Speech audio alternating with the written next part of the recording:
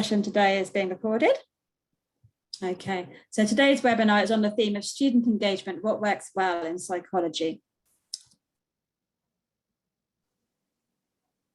So it's a Zoom webinar. For anyone who's not been to a Zoom webinar before, you should be able to see your panel. You'll be able to interact with us in your panel using the Q&A box and the chat box. We won't be able to see you as an attendee, and you won't be able to speak, I'm afraid, today. It's more of a broadcast webinar. We're recording the session. We will be sharing the link to the event afterwards with everybody who's registered, and we're very happy for you to share that further with any colleagues or any other contacts who might be interested in watching the discussion back.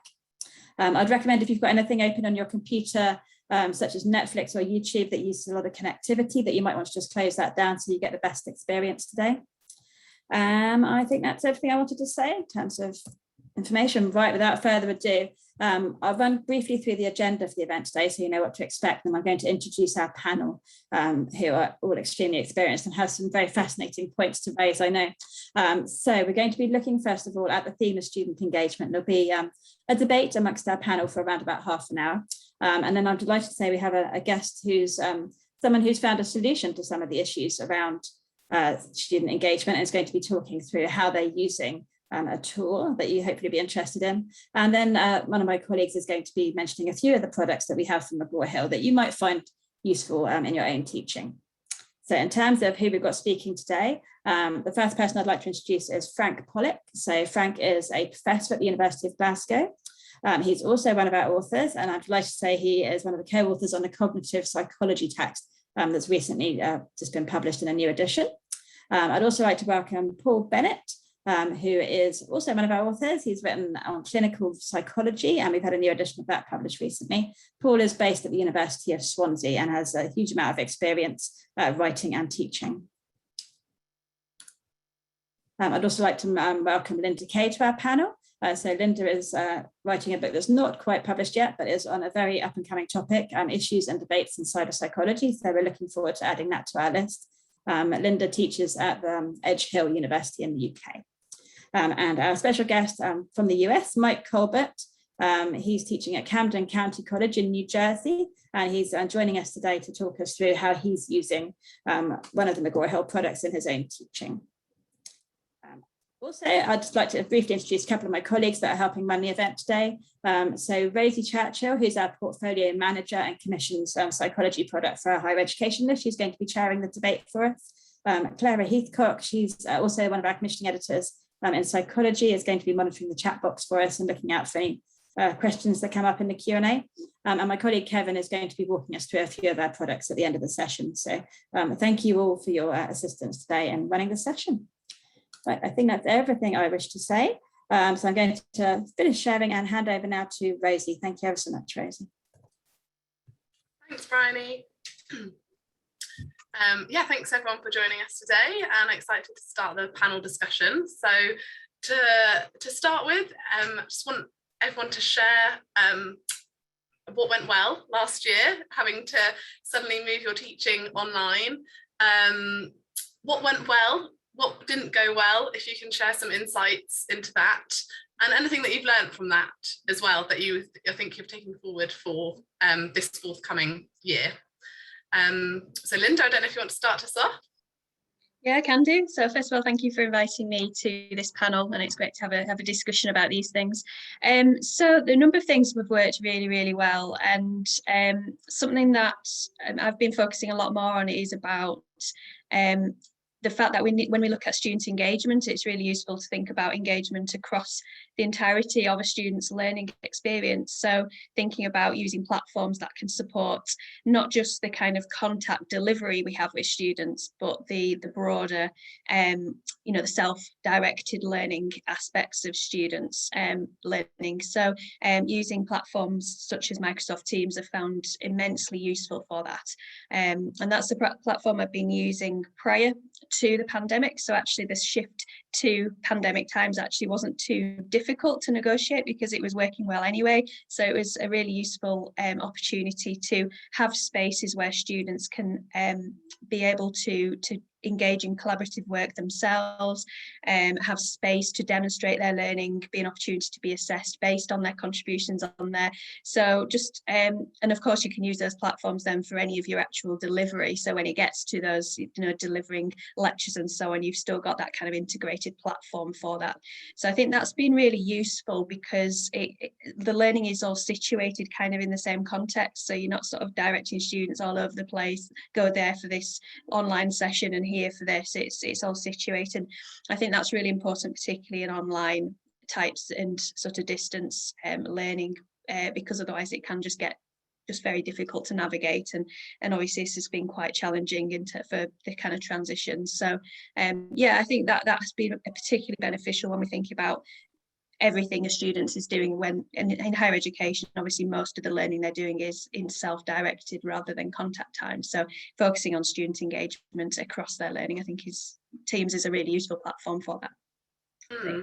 So you had been using that previously, so it wasn't too much of a change or a shift for students, they were quite comfortable using that already?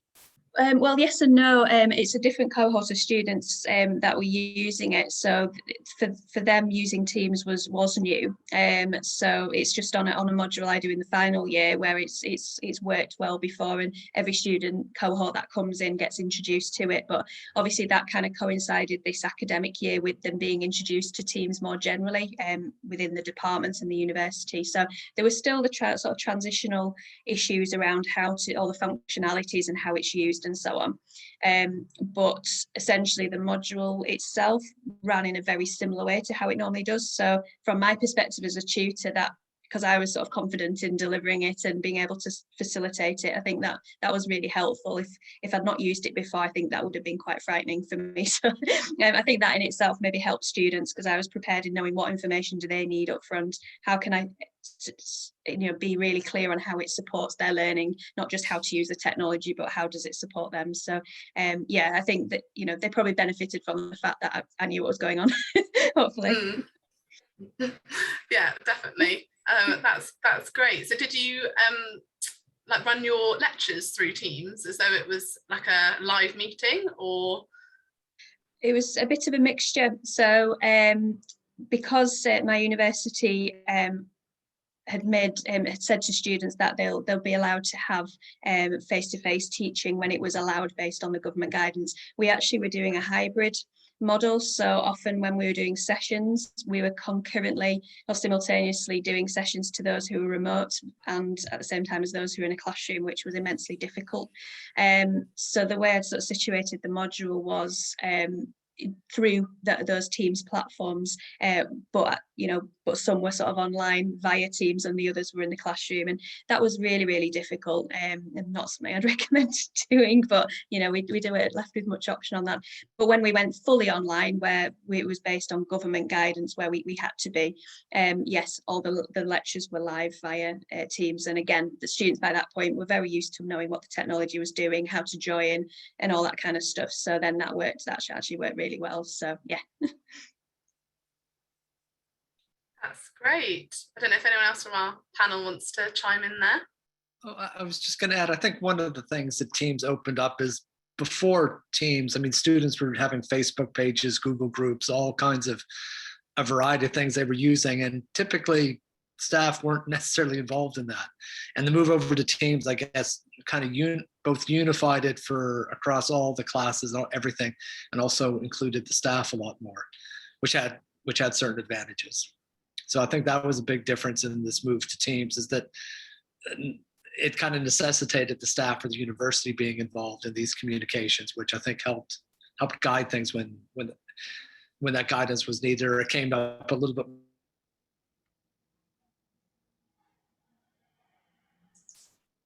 I think we may have lost Frank for a moment there. Just while we're waiting for him to come back, we have a question in the Q&A, which I think does tie quite neatly to the discussion that we're having anyway, which is, how do you foster the same feel of a seminar when delivering your course online? So the person writing says they found students who haven't met in person yet are more wary of joining the discussion, so stay on mute. I wonder if anyone could speak to that. I must admit, I actually found the complete opposite. I mean, when we started doing our online live sessions that were based around seminars, the intention was to have one person monitoring the chat and then the other person sort of responding, and that. But in the end, I just responded to the chat as it came through, and I found it really quite spontaneous. And although you have a sea of blanks, you know, you can't see the students. You get to know their numbers or some indicative of that. So, you know, oh, hello, 999638, you're back again, whatever. Yeah, I think a lot of the, I mean, when I do my live lectures, there's quite a lot of practical stuff because I'm talking about therapeutic approaches and developing understandings of individuals' mental health issues. And that, you know, you get a core of maybe 6, 8 people that, please sir, I know the answer, sir. But I got far more than that when I was doing it live, because people, I think, that were, you know, a little bit unsure of themselves are actually more able to, and those are the people that if you see new numbers or new people, it's like, oh, great, that's really interesting, and you sort of drag them in. So yeah, I think it is odd talking to a sea of blanks, but actually I really found that chat really helpful, and I personally enjoyed those sessions, and at the end of it all, you know, a lot of the student feedback immediately following them was actually very positive. So yeah. Would you say, I'm interested if you have any of you noticed any kind of trends in who the type of student, whatever that means to you, who seems to respond better to online learning? Like, are there students from kind of particular societal groups who find that easier, or personality types? I mean, I'm aware that, you know, we're too early in this to have any kind of data, but I'm just curious if you've noticed any patterns. No, because they're all a sea of blanks, unfortunately. So you literally couldn't work that out. But I did notice a difference between, I do 2 third-year lectures, so I've never met these students before, and I do third-year modules. And I'll be honest, there was one module that I was just boasting about a little bit, saying how brilliant it went. But the other module perhaps did go less well, and I think what enhanced the one that went well wasn't so much, if you like, the type of student, but the type of issue. So a lot of the stuff that I was dealing with in the module that went well were about anxiety disorders. So there was a lot of things that the students could intuitively grasp and were able to discuss. And there was a lot of similarities across. So if you look at the treatment for OCD, anxiety, whatever, it's pretty much the same. So when you start thinking about formulations for people, you've got that continuity. Whereas the other one I did on public health, and that was a lot more abstract. How would you work with the population? And it moved from topic to topic. And I think that was less effective because people didn't have that sort of continuity of learning. They didn't have that ability to sort of, you know, I learned this in the previous one, therefore we can use and adapt. So I think, I can't say what type of student, but I think that continuity of process within the teaching and the content actually does make it a lot more easy. If you're constantly topic 1, session 1, topic 2, session 2, yeah, I can understand it being more difficult to get students involved, to be fair. Yeah, that's a very, very interesting point, and interesting to kind of explore more about how different types of content lend themselves to different platforms. Just to speak to the chat, someone said introverts perhaps find that easier. Rosie, I'll let you go back because I know you're working through a list of questions. That's okay, thanks. Unfortunately, it doesn't look like Frank's been able to come back in yet, so we'll carry on and hopefully he'll join us. But yeah, it'd be great if we could now move on and talk about maybe some of the main opportunities that online learning has opened up, particularly where there weren't opportunities there before, in terms of engaging with students during the course. Yeah, I mean, I think for me, something that I found really useful, which I would never think about doing before, was making use of cloud-based collaborative documents. So something that was really immensely useful because we were doing this hybrid approach is where you're wanting to kind of have group discussions. That's immensely difficult when you've got some people in the classroom and some not in the classroom. So obviously nobody can hear what each other is saying and things like that. So making use of things like Google Docs, where that was mediating where the discussion and the activities were taking place, that allowed me as a tutor to have evidence of their understanding. They could then work with each other to kind of build up an activity kind of profile almost. And I found that actually was really helpful then for those who weren't in the sessions. They could then come back to that as an evidence of what had been said, the discussions. They could then add to that. So it was not a static kind of document. It's something that grew with the module, so we just added to it basically each week. So and that was something that then I could almost use as and kind of live commentate it alongside it. So as students were adding to it, say, oh yeah, there somebody's writing this and that's actually a really good idea. Oh, do you want to maybe elaborate a little bit on that? And that could then serve for those students who might not want to actually speak up, because on Google Docs, of course, you're anonymous, you're an anonymous animal. They could just then type a bit more elaboration, but some might want at that point wanted to kind of speak up and then verbally elaborate. So that's something, I mean, I would never think about using that otherwise, but something that actually worked immensely well. So something I do want to kind of continue using because it did have an awful lot of benefits. Hi Frank, just say thanks for joining us again. We're just talking around opportunities that online learning has opened up. So yeah, Linda, that was a really good point. Did you use that mostly in seminar settings? So putting the students in small groups to collaborate on a like a live document?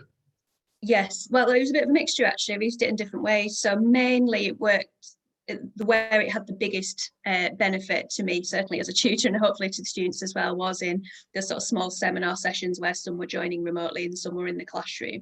But I also used it for fully online sessions as well, which was more like lecture-based stuff. So, prompting things like, okay, list as many things as you can think of that relate to X, Y, and Z. Directing students then to the Google Doc link, so they could be populating that, and then that's served for then a little bit of a discussion. So okay, somebody's written that, so that's a really good point. So a check-in for me about their understanding and to give them an element of engagement.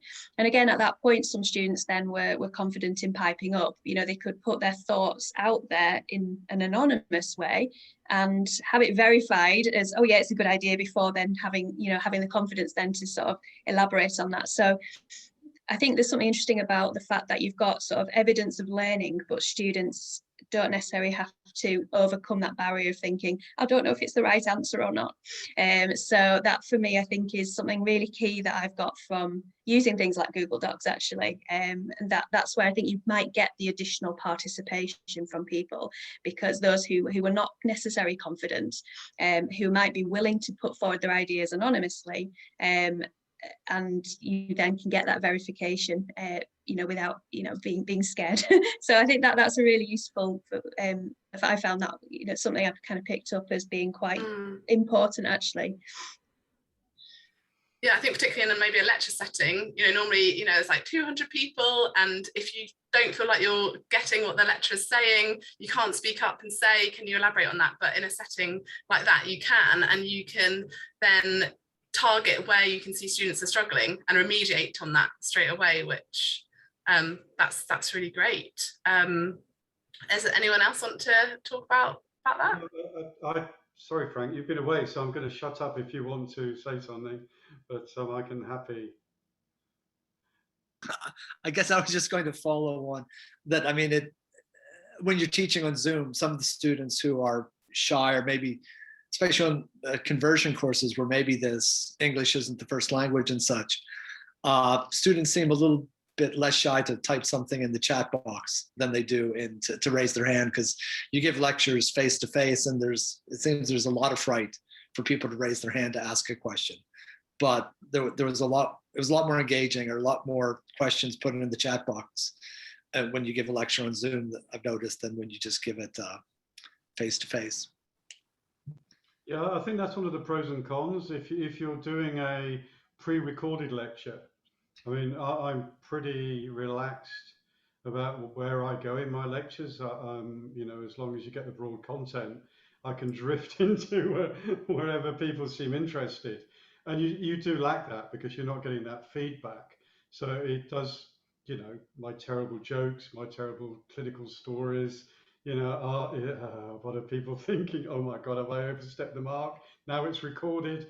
So there are sort of constraints to some of, but I agree, when you're doing it live, I think that anonymity then becomes a real bonus because it does allow people to interact. And you ask what may feel not such a clever question.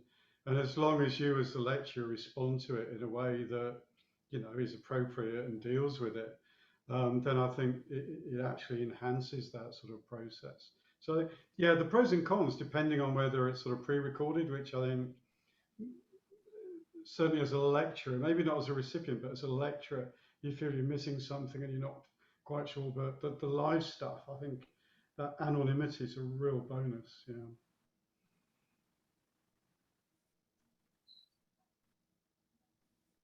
Great, thank you. So now just thinking about maybe your books as well that you've are authoring or have authored. How do considerations about student engagement change the way you approach writing your books?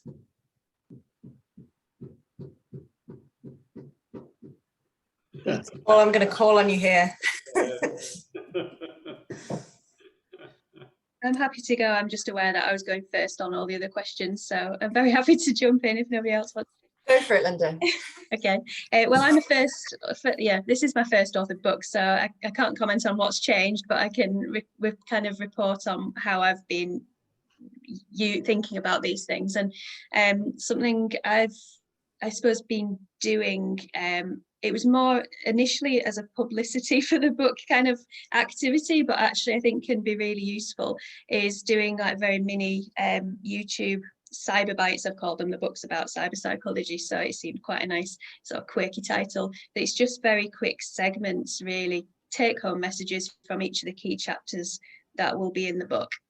So they're just going they're on YouTube, and I'm iteratively just adding to them, and so I think they can be quite useful as a sort of companion for the book when students and tutors come to use it.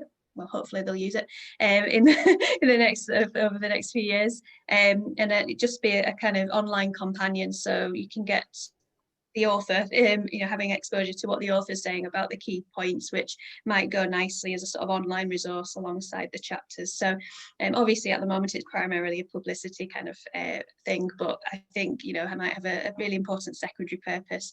And of course it's getting the word out there a bit more about the book. So yeah, I think, thinking about that, I think that could be a nice way that sort of integrates with the way the book might work pedagogically. I think that's such an interesting point, particularly kind of linking back to your earlier point about how when we think about online learning, we don't just need to think about the kind of broadcast parts of it, but the other kind of 80% where students are self-directed learning, and like how we're putting resources together for that. So Paul, I'm interested to hear from you because you also have a companion website for your book this time around, which we didn't last time, that has some kind of particular features like designed at student engagement. Is that something that you can kind of speak to a little bit? Yeah, I think this is quite interesting. I mean, I think clinical psychology, much more than cognitive psychology, but maybe less than cyber psychology. I think, sorry, Frank, it's an interesting one because there's a lot of things that are applicable and students can sort of engage with. And I think where I tried in the book to make it a little different to the sort of standard text is bringing in real life examples, but not just Mrs. Jones had condition Y and this is how we treat it, but this is Mrs. Jones had condition Y and we treated it this way and this is why we did that. So you're given some insight into the sort of the therapeutic process. And I think those things actually make it more live. And then when you think about the accompanying website, what we did a lot of, or I found a lot of YouTubes of videos, people that have had disorders, people illustrating therapeutic processes, more than sort of academic papers. I mean, they're directed to those, but and I suppose what really made me think about this is years ago I worked on an MSc in health promotion, and we taught everybody the theory, and we taught everybody the evidence, and then said, how would you change X, Y, Z? And people just, I've got no idea. I can't translate theory into process, into action. And that's really what a lot of what I use or try to use the website to do, to sort of allow people to make that transition from you do intervention A in a sort of skeletal form to this is what it's really like doing it with real people. And I think that enhances the learning experience and really does grab the students in. So that was a key, I think, issue for us. And I guess for me in writing the book, it seems that it's just getting easier and easier to link out to other sources of information. I mean, in the course where the library supports reading lists, where you basically just put all the links of the papers, that's the secondary readings. And it's just very easy for students to access that information. And similarly in the book, I think it's become easier to link out to the citation. So there's a little less feeling of need or guilt that you aren't describing things enough, because really the information is on people's fingertips. If they don't get it or they don't understand it, there really is just a link or two to help fill out that information, so that really the textbook should be guiding along to make the subject seem interesting and catch kind of a thread through the topic that people could follow, so that they have some scaffolding to put all this together on. So I think that's some of the changes that have happened for me, and how these changes engaging students have reflected on the writing of the chapters. Rosie, we have a couple more questions from the chat, but I'm conscious of time. Would you prefer to go into your questions, then we can come back to these at the end? I just have one question that I would love to cover, and then we can do the Q&A if that's okay. Sounds great. Awesome. So I just really want to bring this back to the student now. So what feedback had you got from students this year? Have you had to rethink your course delivery for the coming year based on that student feedback, or not? Kind of what was the student take on it all? Well, I think the student feedback for me was, I tried a pre-recorded lecture once, and that was okay. But I mean, and then I started just giving everything live, because it seemed very difficult to pre-record all these lectures and get it up to a level that I was happy with. And there'd always still be a mistake. So it seemed better to just give it live and have that interactivity to it. But I mean, talking to the students, they seem to appreciate the live lectures. And I think maybe this past year could have been, we had a bit of a captive audience as well. I mean, a lot of those students were just trapped in their rooms all year long. And this was some of the little social contact they had for some of them. So I think they appreciated just it was mediated, but the face-to-face contact over things like Zoom. So I think I would go forward into it. But another thing with last year is, at least in Scotland, thing at University of Glasgow, things were very stable the whole year. We just went to Zoom and we stayed on Zoom all year long. And this year, it's still not quite clear whether it's going to be a hybrid or what. So I think if it's stable and it's the same thing, then I'll just do the same thing, live lectures over Zoom using Team to support it. But if it begins to get hybrid or undecided, then I think it's going to be a bit tough figuring out what's best for the situation, because it keeps changing. Yeah.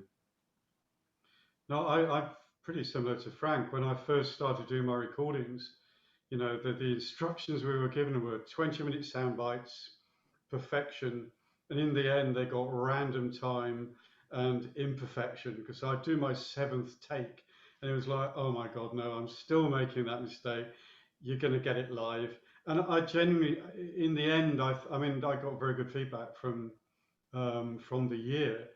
And I think that aim for perfection may be almost, problematic in itself. One of my colleagues literally wrote everything down and gave us straight to camera talk. And I don't think they got any better feedback than my usual ramblings The feedback I got was that they enjoyed it. There was, yeah, I mean, as good as any other year.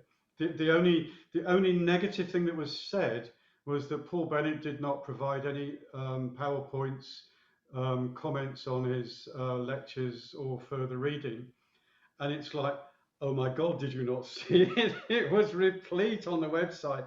And it did make me think that if you're having different people putting things up, you need some sort of consistency in how the information is provided. So you're not having to negotiate that for each different lecturer. It's 1 out of 150, so I'm not too concerned. But it did make me think, how did that person miss all that information? But in general, I think people, and as I say, at the end of the live sessions, there was just, thank you, really enjoyed it. I think that was as good, if not better, than the sort of live sessions. So, yeah, it's very positive. Yeah, I think a lot of what's been said already rings true with me as well. We were encouraged to do pre-recording, similar to what Paul's described, and I think students valued the fact that they were there, but they ultimately, most of what we got was that they would have preferred a live alternative. So I know certainly within my module halfway through, I just offered a live version of it. By that point, I'd already pre-recorded everything. So it's sort of there for anybody who wasn't able to access the online duplicate version.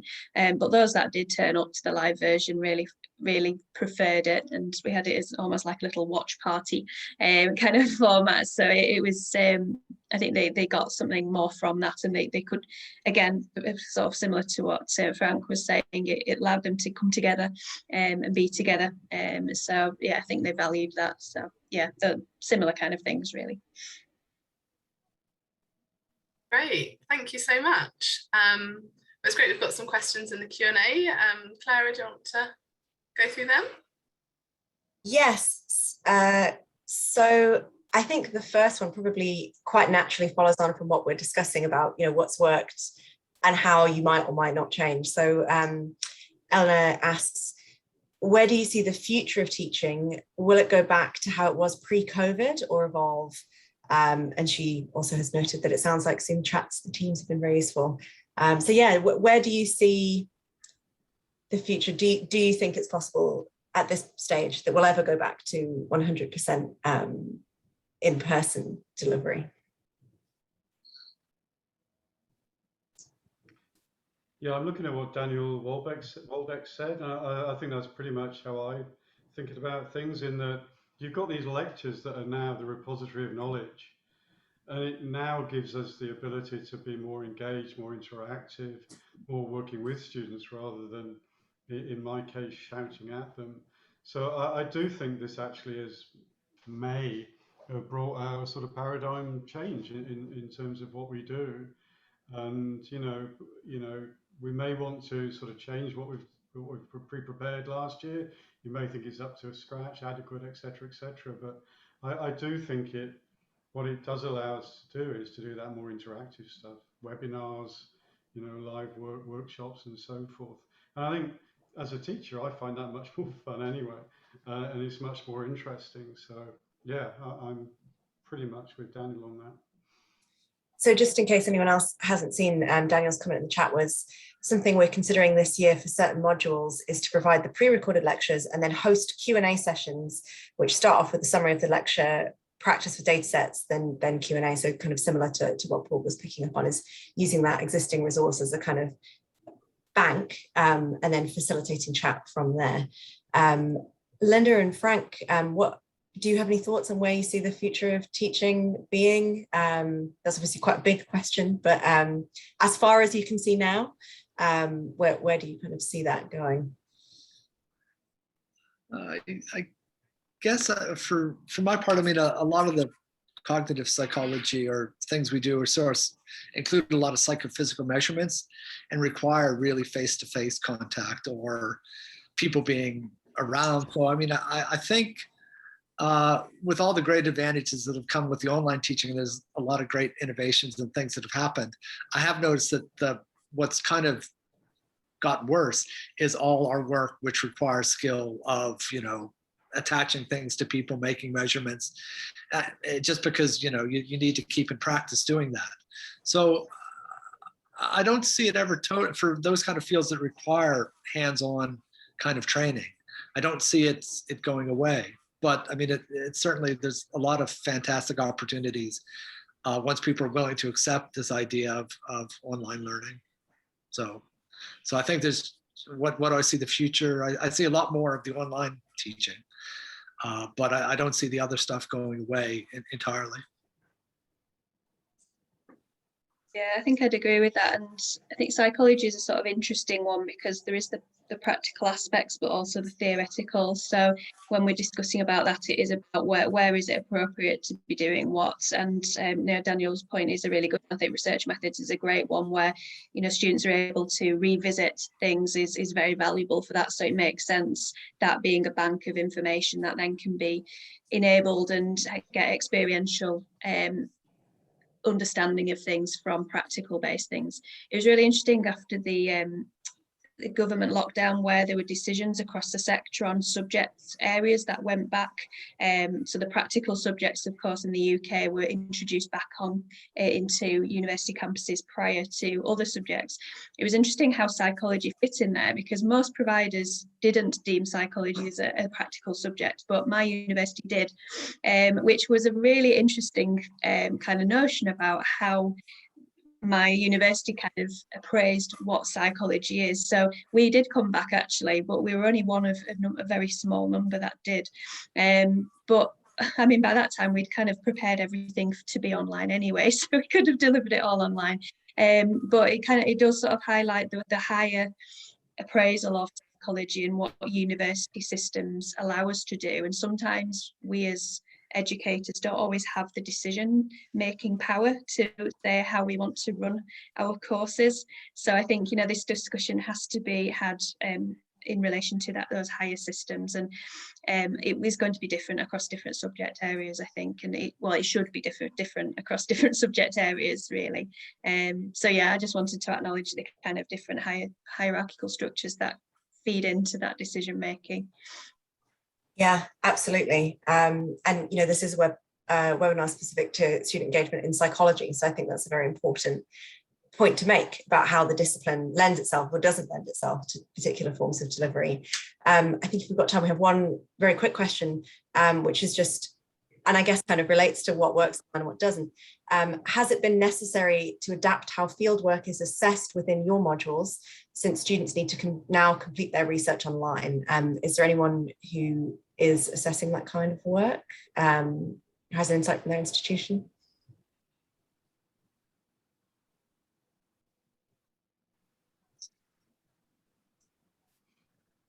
Yeah, I don't know that I really do field work, but I mean, the experiments kind of fall into that same thing, is that it is a certain physical experience of acquiring that data. And I think, but we just move people to do online. So what we're doing is we're just assessing what they can do online. And we're ignoring the fact that they can't do stuff in the field. Interesting. So I feel like there's a lot more we can pick up on, but I'm conscious we have other points to cover.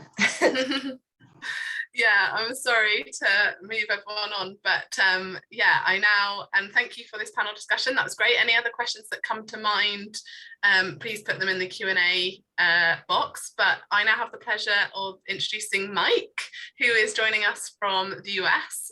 So Mike utilizes technology on his course, and so he's just going to be sharing some of his insights and solutions to delivering courses online. So over to you, Mike. Thank you. It's great to be here with everyone. It's nice to hear what's happening in other parts of the world.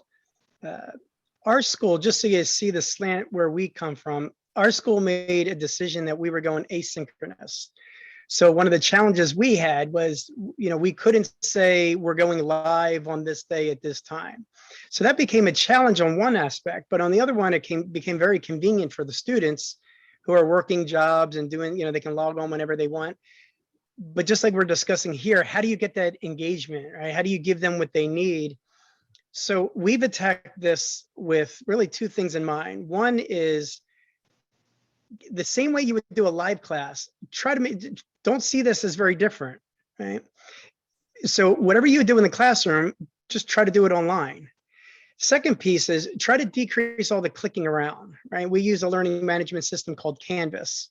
So in Canvas, and then our department is one of the probably the greatest, most used digital piece. And that took a while for us to get there, but trust me, it wasn't just, hey, put this out there and we all jumped into it.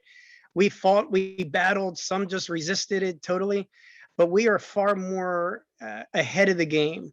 And it helped when COVID hit, because when we had to make that transition to digital and go online virtual, we were already doing that in our department, even with live courses. We were really using the Canvas shell outside of the classroom. So just a little bit of background. I know we're close on time, so I'll cut this down. But I personally was very skeptical when McGraw Hill came to me to show me some of the things that they had, the products, and hey, do this, it raises grades, one whole letter grade. And I was very skeptical. So I did a little bit of research with some of my classes, and sure enough, students that were using the products were scoring at least one letter grade higher. So they bought me in, they sold me on that. I got in, and then I was able to go back to my department and do the same thing. And it's really, I get the same feedback across the board.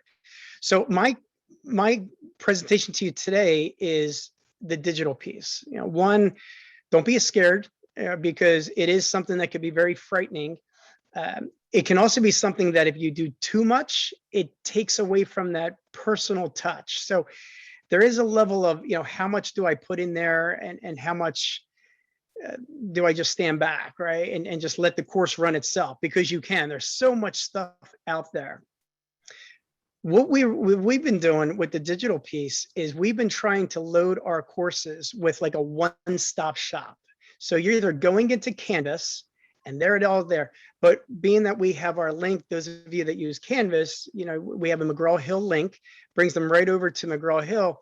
And then we load the Connect shell with activities and interactives and even writing assignments. We even have, right now, our department, we have an option. You can either put your exams in Canvas, or you can do your exams right over at Connect. My whole philosophy is if they're going over to Connect to do some assignments, I'm going to put the exams over there. This way they're in one spot and they're doing as much as they can.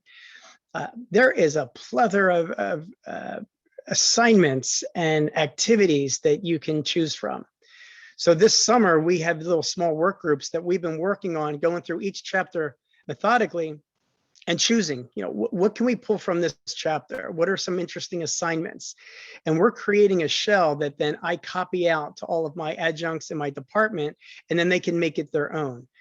But the digital piece, Smartbook, let's just say, we have an author that we use that creates his textbook based on the assessment data that they get from Smartbook.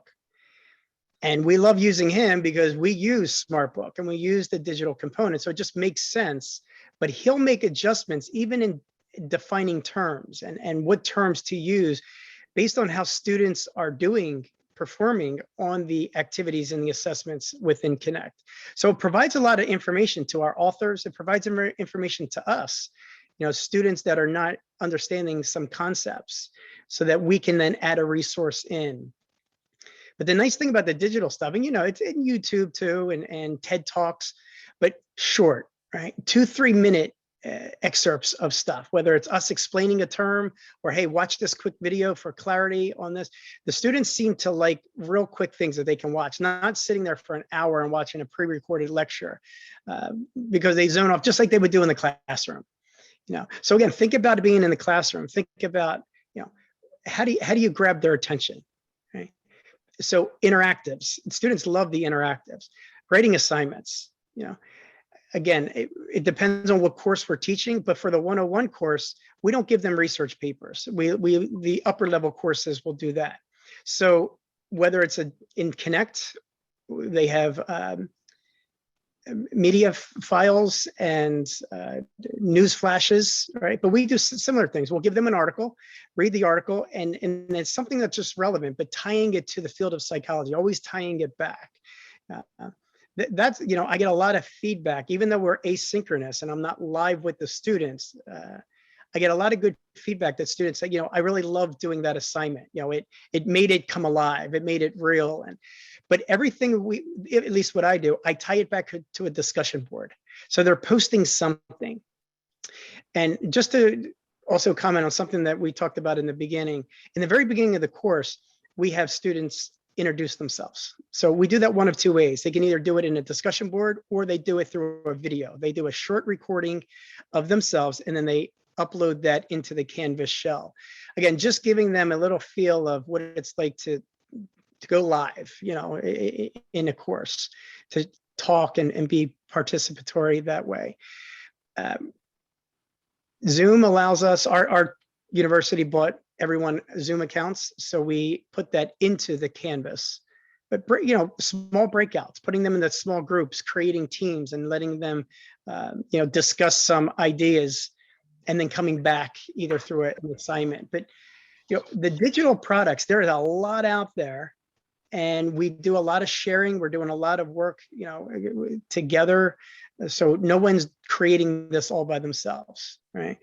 But, you know, so I just wanted to put that out there and answer any questions. You know, the digital piece is great, and virtually it's worked really well for us. The students really like it. But I think how you put it together, how you put it into the courses is key. One thing, if anybody is interested in that, especially with the McGraw Hill, the Smartbook is wonderful, and here's why. My biggest concern, I'm sure many of you, was, are the students really reading the textbook? You know, the students are finding ways, you know, we have something called Quizlet. I don't know if it's out there. Students look up answers, right? And that's what they're going to do first. So how do we get them to really get the content?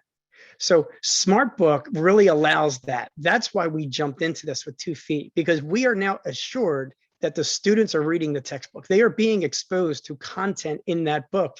And then we have the assignments that are connected right to the reading. Okay? So that was our main goal in getting connected digitally, is that we want students to be exposed to chapter content. And then slowly we started adding some of the interactives and you know, little memory, you know, things that they watch, like a bank robbery, and then they have to answer questions about the bank robbery, you know, things that would make it fun. Same things we would do in the classroom to make it fun for them, you know, it's just that we can't do it live with them. So my whole thing is, don't be afraid of the digital piece. And there's many of us out there that have these shells that we'll be happy to share with people to let you see how we do it. But it's really, it's not only improved student engagement, but I really think that they walk away enjoying the class, because, you know, I think they come into this as just going to be virtual class. No one's going to really help me. And there's a lot of resources that we've given out there.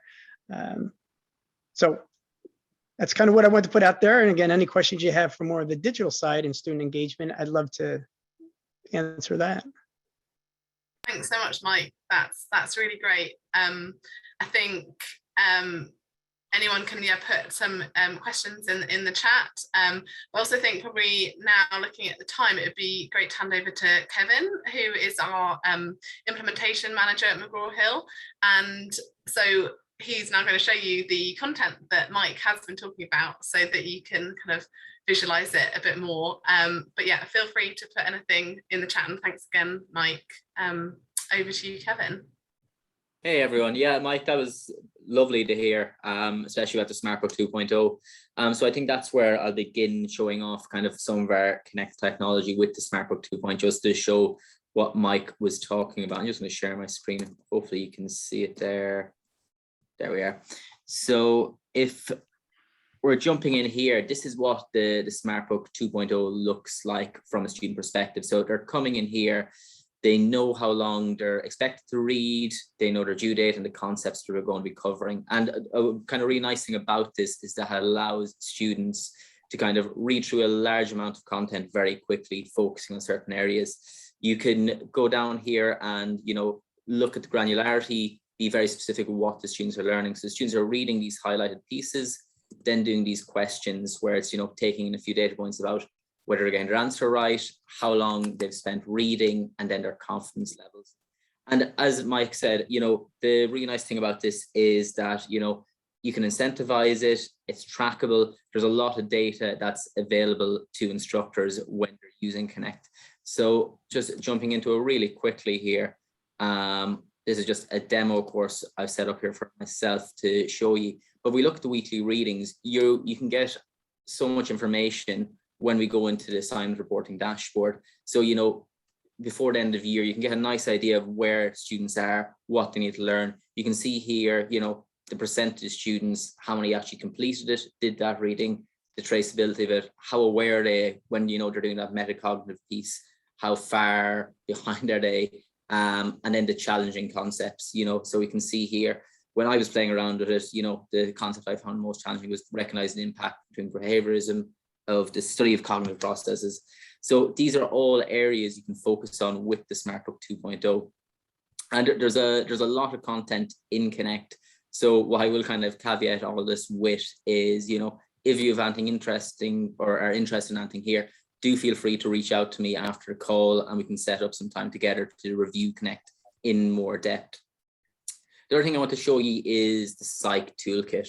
And it's kind of basically a digital companion for your whole psychology course. So it kind of covers all years of the degree, everything from research methods to health psychology, ethics as well. And there's multiple different types of content we have in here. We have videos, you can build quizzes, we've done news articles, and we have a learning game called Quest for Dev Psychology. So in here, I've built a quick course, you know, with articles. So we have, you know, these newsflash articles, which is, you know, I've picked two here about trauma, about traumatic brain injury, and e-cigarettes and warning labels. So the students can read through these articles, and then, you know, there's some MCQs based on them. There's videos here as well, where, you know, there's a classical conditioning video for, I think that one's Pavlov's dog.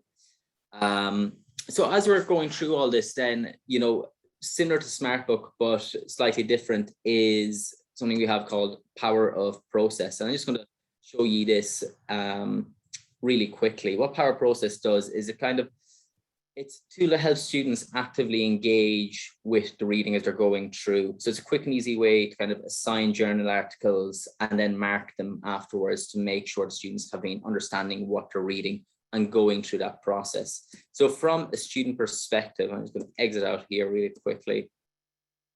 From a student perspective, this will actually give a wheel telling them what they should be doing on each reading as they're going through it. Let me get it up really quickly here. Or is it research papers? So this is a paper I just grabbed earlier, and there's a lot of papers pre-built put into this, or you can upload your own depending on what you want or whatever journal articles you're looking at. So this is about alcohol consumption and mental health problems and academic performance. So the students can open it up and start reading. And as they're reading through it, it's going to ask them to take into account these areas. So, you know, before they start reading, considering the methodology, reading the abstract, and then, you know, as they're going through it, identifying the types of research and dependent or independent variables. So all these, you can, you know, an instructor can edit these, put in their own areas that they'd like the student to focus on. And, you know, it's very easy then for an instructor afterwards to look through, see how the students may be going. So, you know, design a follow-up study. So you can write this in here, save it, and it's then available for an instructor. So what it does is it kind of imposes a structure there for the students and gets them into a habit of reading academic articles in a kind of very structured way, and they can repeat that going through. So the final thing I just want to show you really quickly is it's called Quest. So it's a dev psychology game for instructors to set, and basically it helps students apply theories that, you know, they're doing in the course and apply them in real life scenarios virtually. So it's very, very easy to assign and set up. You know, it goes through kind of major life milestones. So, you know, the one here is Abby, 7 years old, and she's at a carnival, and it gives the different learning goals throughout it, or the objectives, you know. So about observational learning, you know, she has to climb a rock wall. So in the game, Abby sees another girl climbing rock wall, and then she goes and does it herself. I'm just going to show you some screenshots of what that looks like really quickly. So, you know, the game will come in here, and what's quite similar to is a game probably some students will be playing called The Sims. The graphics are quite similar, and there's a lot of kind of decision making throughout it. So, you know, it gives you a background on Abby, kind of her personality, the quest objectives. You know, the one I was mentioning here is climbing the rock wall. There's a few other the students need to go through. And, you know, we can see here in the game, there's these various kind of levels. So I think the three of them there's a biological level, a cognitive level, and a socio-emotional level. So, you know, she's watching the girl here. And then, you know, after seeing another girl do it, she goes, I think I can do this after watching her. And we see that cognition bar go up there throughout the game. So this goes all the way, I think, up to 80 years old. There's lots of different areas the students can focus on, but it's a really nice way of applying some of these the theories that you're going to be learning in class virtually. And especially for something like Mike said, where we have asynchronous learning, this could be a really, really powerful tool. But there's so much content in there. You know, as I said in the question, Mike, lots of videos, you know, we have milestones which are going through kind of year by year development. So yeah, kind of to let me know any questions. I know I've flown through that. So if anyone wants to reach out kind of over the next few days, I'm quite happy to jump in the call and take you through that more in depth. And Kevin, if I can just add, what's great about all of the products, but even, you know, Power Process and Quest, you have a lot of control as the instructor. Like in Quest, if there are some objectives that you're not going to cover in your course for whatever reason, you can remove that from the Quest journey. So the students are only doing the objectives that you want them to do. In Power Process, that is an awesome tool to get students to, one, be familiar with a research paper. You know, how do I read a research paper? Where do I find, you know, the methodology? Where do I find the hypothesis? And you can edit each question. You create that wheel. Now, if you don't have time, it's given to you. So everything is preloaded, so you don't have to do anything. But then you can make it your own. I mean, I've gone as far as Power Process. I'll say to them, in the last paragraph, my question will be, in the last paragraph of the introduction, you know, I'll lead them to where I want them to find the hypothesis or the independent variable. Go to this section and read this and highlight, and they can either type a response or they can highlight, annotate the response. So you can really tailor this to how you're doing it, you know, for you, and making it work for you. And trust me, the feedback I got from my adjuncts is this going to be more work for me? That's the very first question I get from them. How much more time is it going to take from me? And I say to them, none. It's all there for you. All you have to do is bring it into your course and monitor the grade and give some feedback. But if you want to get into it a little bit more, you can edit. And that's been the wonderful thing, is we can get in there, we can edit the questions, we can edit the objectives, we can bring them exactly where we need to bring them, just like we would do in the classroom. Yeah, it's highly customizable. And as Mike said, you know, this is kind of really quick and easy to set up. I work kind of training instructors on this every day. So, you know, as you're looking through it, you can give us your course outline, your course goals, and we can kind of help build out something there that will be as relevant as possible to your course and the objective you have. That's great. Thank you so much. I am aware of the time, so unless there's any urgent Q&As, I will hand you back over to Bryony. Wonderful. Thank you, Rosie. Yeah, I just wanted to thank everyone for attending today, for making the time on such a hot day in the UK, for those of you that are there. And thank you so much to our wonderful panel for sharing their insights and especially what they're doing in their own teaching. I hope those that are attending today have learned something from the discussion. And obviously do get in touch if you'd like any more information or just to chat through what you're currently doing to see if there's anything we can do to help. So thank you to Linda, to Paul, and to Frank for being on our panel. Thank you to Mike for sharing your insights. And thank you to Kevin, Rosie, and Clara for your assistance in running the webinar. I will be sharing the recording in the next couple of days. And as I mentioned at the beginning, please do feel free to share that as widely as you would like to. And thanks once again, everyone, for your time. Thank you and goodbye.